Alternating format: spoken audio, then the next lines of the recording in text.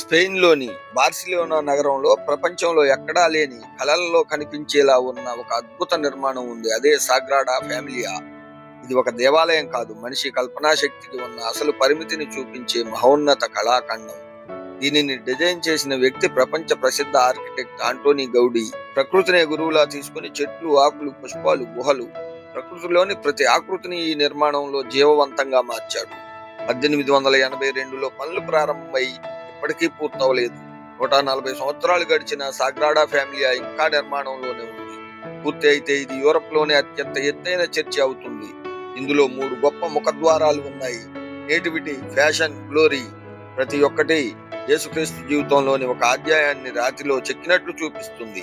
అంతర్గతంగా గోపురాలు అడవిలా పైకి ఎగిసిపోతూ రంగురంగుల స్టెయిన్డ్ గ్లాస్ కిటికీల ద్వారా లోపలికి వచ్చే వెలుగులతో ఇది ఒక దేవాలయం కన్నా హెవెన్ లాంటి అనుభూతిని ఇస్తుంది.